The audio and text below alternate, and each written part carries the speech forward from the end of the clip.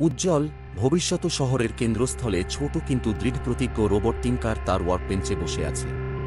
সে একটি ভাঙা ঘড়ির উপর কাজ করছে, তার ছোট ছোট ধাতব আঙ্গুলে ক্ষুদ্র গিয়ার এবং স্প্রিংগুলি নিয়ে যত্ন করে পরীক্ষা করছে। তার উজ্জ্বল হলুদ চোখগুলো উত্তেজনায় জ্বলছে।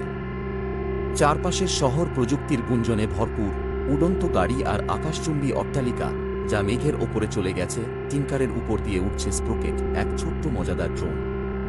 সে মাঝে মাঝে নিচে নেমে টিঙ্কারের কাজ দেখতে থাকে। তার ছোট ফ্রেমে ঝলমলে বাতি এবং ঘূর্ণায়মান প্রোপেলার। বাজ বাজ, এই পুরানো ঘড়িটা তুমি ঠিক করতে পারবে না টিঙ্ক? সে মজা করে বলে। টিঙ্কার চোখ তুলে তাকায় না, তার মনোযোগ তীক্ষ্ণ। এই ঘড়িটা শুধুই একটা পুরানো যন্ত্রণা স্প্রোকেট, এটা বিশেষ কিছু।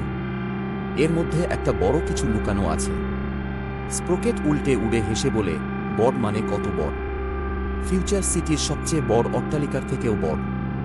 টিঙ্কার শেষ কপিকলটাকে জায়গায় বসিয়ে হাসে। সময়ের থেকেও বড়। শেষ টুকরোটি জোড়া দেওয়া মাত্রই ঘড়িটা অদ্ভুত আলোর সাথে জ্বলজ্বল করতে শুরু করে। ঘড়ির কাঁটাগুলি বেপরোজাভাবে ঘুরতে থাকে এবং হঠাৎ বাতাস কেঁপে ওঠে। গোটা ওয়ার্কশপ কাঁপতে থাকে এবং তাদের সামনে একটি জ্বলন্ত পোর্টাল খোলে। স্প্রোকেট অবাক হয়ে যায়। ওরে, তুমি কি করেছ? টিঙ্কার উত্তেজিতভাবে বলে, আমার মনে হয় আমি অতীতের দরজা খুলেছি। টিঙ্কার ঘড়িটা হাতে নিয়ে পোর্টালের ভিতরে ঢুকে পড়ে, স্প্রোকেটও তার পেছনে। তারা দেখতে পায় ফিউচার সিটির পুরনো সংস্করণ, শহরটা যেমন ছিল তার প্রাথমিক দিনগুলোতে। অট্টালিকাগুলো এখনও তৈরি হচ্ছে আর রাস্তাগুলোতে পুরনো প্রযুক্তি ব্যবহার করা হচ্ছে, কিন্তু কিছু একটা ভুল হচ্ছে। শহরের সময় যেন তালগোল পাকিয়ে গেছে। মানুষেরা একই কাজ বারবার করছে, যেন সময়ের ফাঁদে আটকা পড়েছে। বাজবাজ। টিঙ্ক, দেখো, সবাই আটকা পড়েছে। এটা কি হচ্ছে? স্প্রোকেট চিৎকার করে। টিঙ্কার চিন্তিতভাবে বলে, ঘড়িটা, এটা চালু করার সময় সময়কে বিগড়ে দিয়েছে। আমাদের এটা ঠিক করতে হবে, নইলে ফিউচার সিটি কখনো তৈরি হবে না। টিঙ্কার এবং স্প্রোকেট সময়ের বিরুদ্ধে লড়াই শুরু করে। ঘড়ির প্রতিটি টিকটিকের সাথে সময় আরও বিকৃত হতে থাকে। মানুষ ধীরে ধীরে চলে, অট্টালিকাগুলো বেঁকে যায় আর আকাশ কাঁপতে থাকে। টিঙ্কার তার ইঞ্জিনিয়ারিং দক্ষতা ব্যবহার করে ঘড়িটা পুনরায় সেট করার চেষ্টা করে। স্প্রোকেট উপরে উড়ে সময়ের বিকৃতি খুঁজে বের করে। বাজবাজ, আমি বুঝতে পেরেছি। শহরের কেন্দ্রীয় টাওয়ারের কাছে সময়ের বড় বিকৃতি আছে। তারা টাওয়ারের দিকে ছুটে যায়।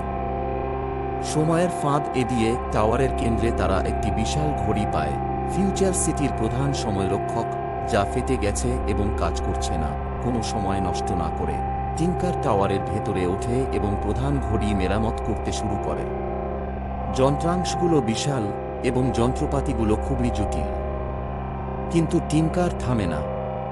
স্প্রোকেট তার প্রোপেলারে ভাসতে ভাসতে সাহায্য করে। শেষ মুহূর্তগুলো উত্তেজনায় পূর্ণ।